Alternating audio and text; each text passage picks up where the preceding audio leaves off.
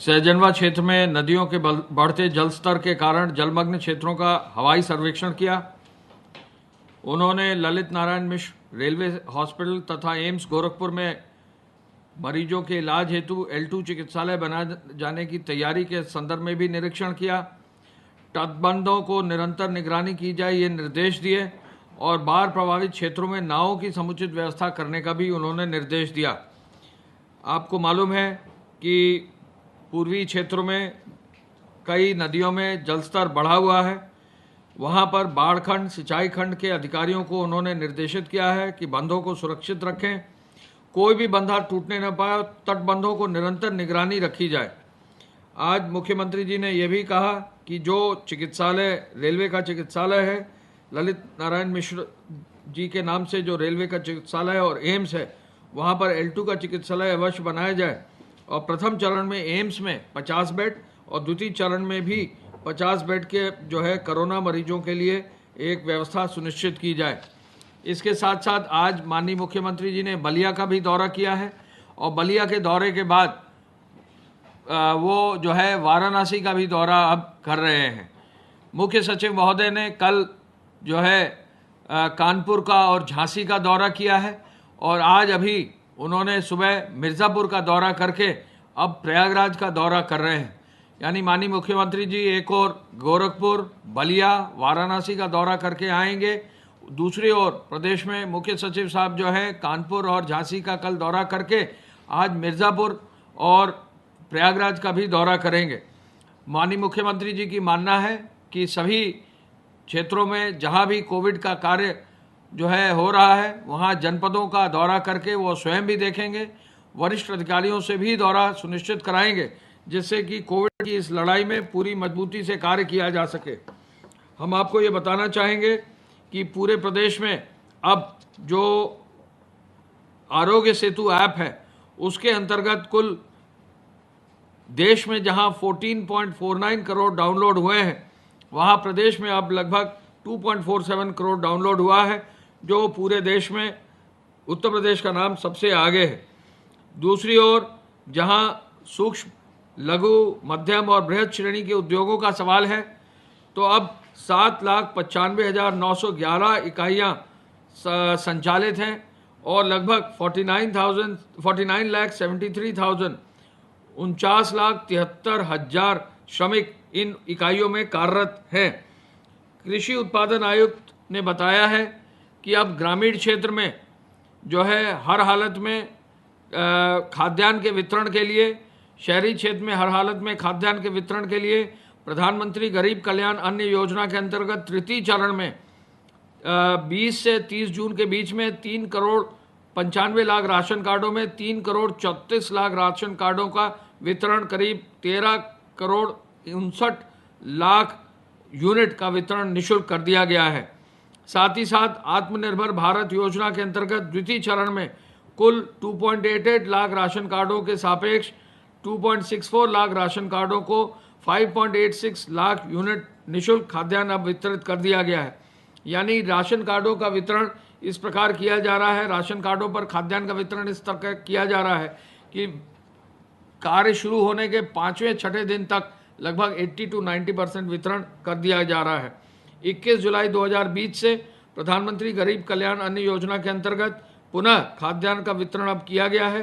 3.57 crore ration कार्डों के सापेक्ष 2.62 करोड़ राशन कार्ड में 11 करोड़ यूनिट पर वितरण कर दिया गया है। 21 जुलाई से ही आत्मनिर्भर भारत योजना के अंतर्गत 2.88 लाख राशन कार्डों में 81,252 राशन कार्डों के अंतर्गत 1.97 लाख यूनिट पर निःशुल्क खाद्यान्न वितरण किया गया है। यानी कोई भी जो व्यक्ति जिसका राशन कार्ड पहले नहीं बना था, उनका राशन कार्ड नए सिरे से बनाया गया है। अब तक कुल अप्रैल 2020 से 10,14,000 नए लाख परिवारों में नए राशन कार्ड वितरित किए गए हैं।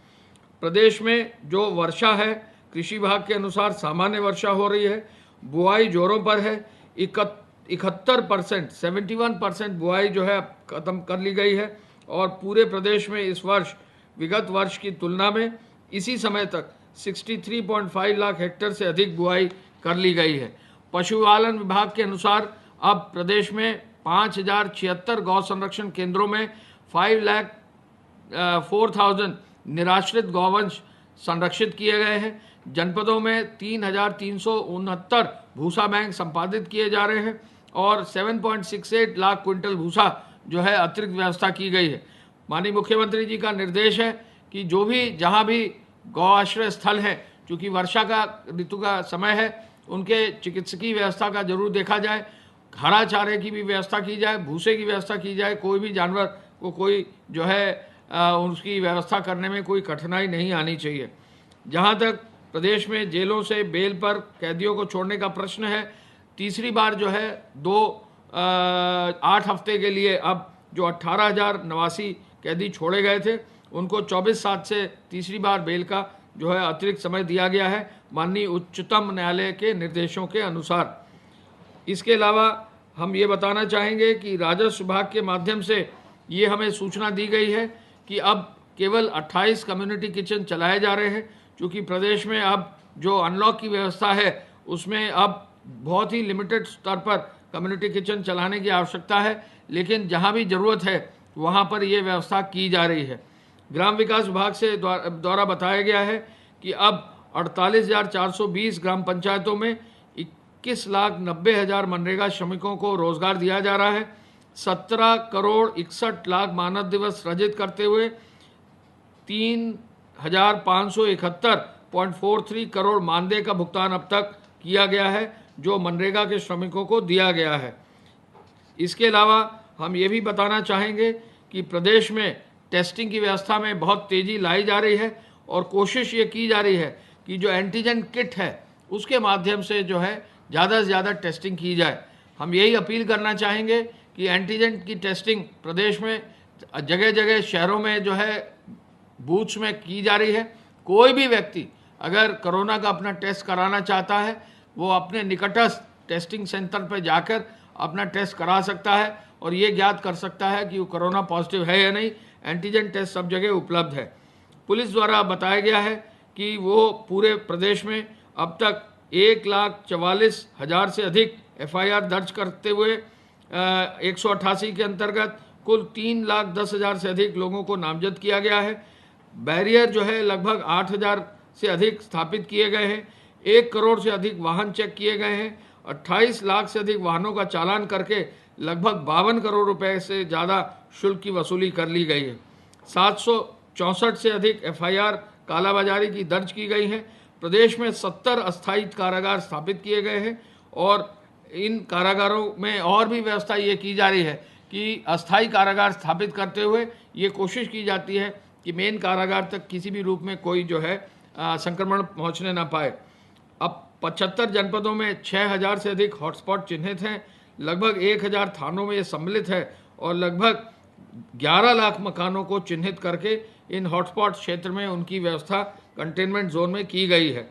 इन कंटेनमेंट जोन पर प्रभावी कार्रवाई सुनिश्चित करने के लिए पुलिस, स्थानीय प्रशासन और सभी लोग इसमें जो है अपना कार्य सुनिश्चित कर रहे हैं।